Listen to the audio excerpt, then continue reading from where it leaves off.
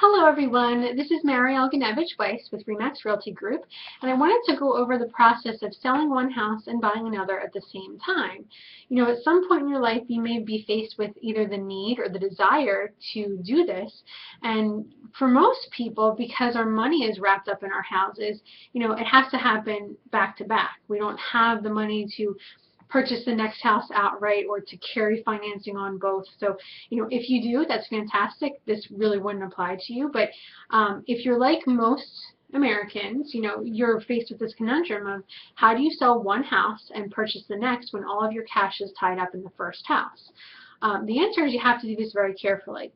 Now, some of what I'm about to say is not going to apply for new construction. That's something different, and I'll be doing a different video on that. But there are different things you want to consider under the guidance of a real estate agent like myself. And I would say the first thing you want to do is to take a look at house A, the current house you live in, and you want to look at what the realistic value is for the house, not listing price, because, you know, sure, you could list it higher, but what would be the minimum amount of money that you could expect to sell your house for? And then you want to look at the fees that are involved and the transfer taxes, things like that with selling it. Once you look at those numbers, you should have an accurate idea of how much you can expect to net after everything else is paid. How much would you net from the sale of your current house, house A?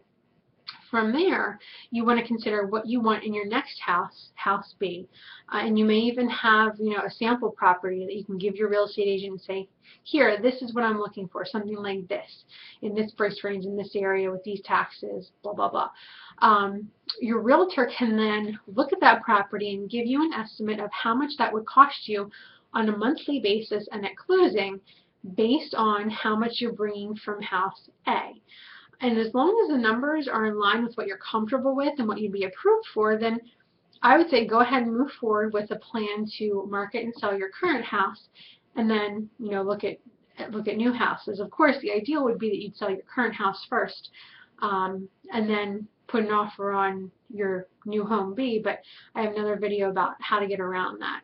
Now, logistically speaking, settlements, when you do it back-to-back like this, typically happen either on the same day. They could be a couple of hours apart from one another, or it could be a couple of days apart from one another. So it would look like this. You would pack up house A, the house you live in, go to closing for house A, sign off papers, get a check from house A. Your stuff would be on a truck, moving truck, let's say. So then an hour later, literally, it could be an hour or two later, you would go to the settlement for house B, sign papers, give the title clerk for house B the check from house A's closing, and then go and move into your new house.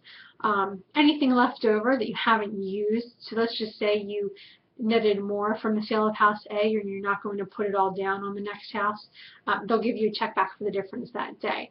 And that's, you know, pretty much how it is. I know I've boiled it down to some really basic points, but it doesn't have to be difficult. It doesn't have to be complicated, as long as you know what to expect as you go through the process. And I'd be more than happy to review this with you or review any numbers with you. Just let me know. All right, have a great rest of the day.